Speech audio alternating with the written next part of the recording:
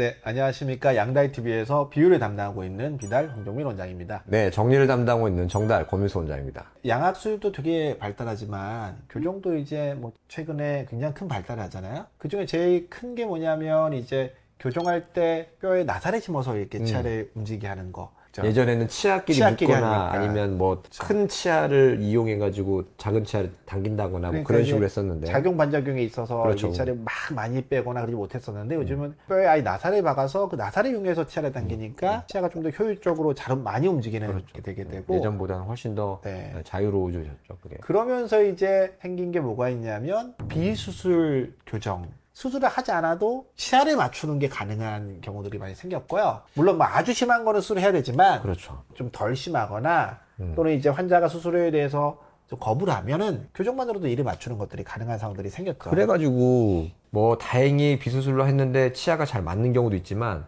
비수술로 오랫동안 했는데도 만족스럽게 치아가 맞지 못한다거나 뭐 교정은 잘 됐든 교정이 좀 덜 됐든 간에 또 얼굴은 아직까지 뭐 비대칭이나 주걱턱이 남아서 계속 불만이다. 네네. 그렇게 해가지고 나이가 있으신 환자분들이 많이 오기도 하는 것 같습니다.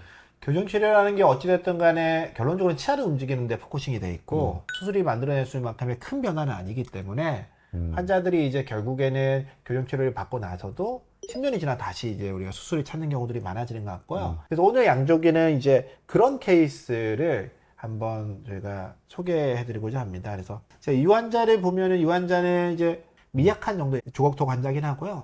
그럼에도 불구하고 정면에서 봤을 때 하관이 약간 커 보이는 느낌, 입술이 약간 내려가는, 우리가 주걱턱 인매라고 얘기하는 거죠. 인상이 약간 어두워 보이고 울 것 같은 느낌을 갖는 건 있긴 하고요. 환자는 한 10년 가까이 이제 굉장히 양악 수술에 대해서 할까 말까를 고민하다가 결국에는 최종적으로는 수술을 안 하기로 하고 교정으로 치아를 많이 맞췄습니다. 이 친구가 다만 좀 아쉬운 거는 아래턱이 나온 상태에서 아래 치아를 넣어서 맞추기 위해서 아래만 발치를 했습니다. 우리가 이렇게 이제 주걱턱 환자에서 아래턱 치아를 넣기 위해서 아래만 발치를 하게 되면 어떤 문제가 생기냐면 원래 치아라는 게 위턱이 약간 더 크고 아래턱 치아가 약간 작은데 아래턱 치아만 발치를 더 작게 만드니까 위턱 치아의 맨 끝 치아가 안 닿습니다.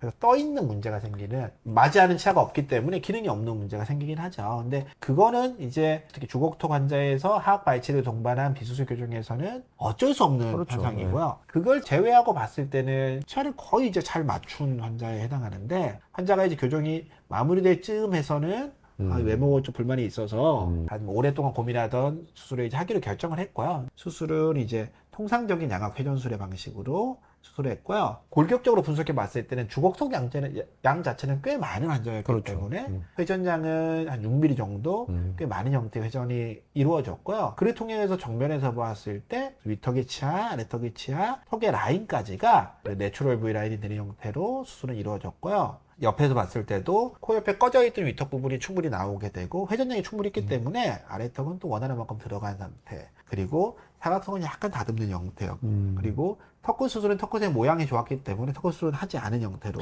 수술 후에 교합이 원래는 제일 뒤에 치아 두 개가 서로 안 닿았었는데 살짝 닿게 했어요. 닿게 일단 걸리게 해놓으셨네요. 네. 이게 안 닿으면 시간이 좀 나중에 내려오죠. 내려옵니다. 내려오게 되면 그것도 나중에 문제가 생기니까 살짝 이제 그 닿는 형태로 마무리를 했고요. 환자의 이제 얼굴 사진을 보게 되면 수술 전의 느낌에서 한 달 차가 됐을 때 환자가 붓기는 여전히 있지만 일상생활이 가능한 정도의 상태가 되는데 45도에서 보게 되면 코 옆에 꺼졌던 부분이 이제 한 달 3개월이 지나면서 자연스럽게 좀 볼륨이 살아나는 부분, 그리고 턱에서 이렇게 좀 전체적으로 이렇게 나오면서 큰 볼륨감을 갖는 부분이 한 달 3개월 차 지나면서부터 좀 자연스럽게 이제 볼륨이 좀 주는 모습에서 외모적 개선이 좀 우리가 보일 수 있고요.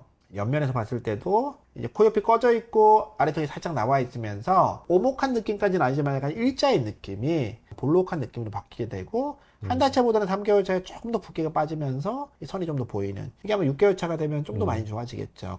특히 요즘은 3D 시뮬레이션을 통해 가지고 그 윤곽 라인을 우리가 보면서 정할 수 있기 때문에 이런 상황에서도 우리가 원하는 외모를 얻을 수 있지만 결과적으로 좀 아쉬웠던 거는 우리가 비수술 교정을 선택하고 다시 수술 교정으로 돌아옴으로써 하악치아를 하나 발치를 하게 됐다는 부분. 그를 통해서 물리는 면적이 조금은 줄어져 있는 상태에서. 그러니까 만약에 처음부터 수술을 생각하셨다면 그렇죠. 교정 기간도 이렇게 많이 조금 줄었을 거고. 그럴 것 같지는 않았을 것 하악의 같고 발치 자체를 하지 발치도 않았을. 안 했을 가능성이 높죠. 네. 이거는 어떻게 보면은 좀 어쩔 수 없는 부분이 있죠. 그러니까 뭐 여러 가지 시대의 상황 또는 환자의 선택 이런 것들이 있었던 거고. 근데 다행히 이제 같은 교정 선생님이 그죠? 비수술 교정부터 수술 교정까지를 쭉 처음부터 끝까지 잘 맡아주니까 해주셔서 네. 어쨌든 그 상황에서 얻을 수 있는 최선의 결과를 얻으려고 많이 노력하셨고 그래도 좀 더 그나마 굉장히 좋은 결과를 얻지 않았을까 하는 생각입니다. 오늘 이 긴 얘기를 한번 권 회장님께서 한 줄로 간략하게 정리해 드리겠습니다. 네, 오늘 내용은 이렇게 정리하도록 하겠습니다. 비수술 교정 치료를 선택하실 때는 충분히 고민하시고 신중하게 선택하시길 바라겠습니다. 네, 오늘은 여기까지 하겠습니다. 지금까지 양다이TV의 황종민, 권민수였습니다. 네, 감사합니다.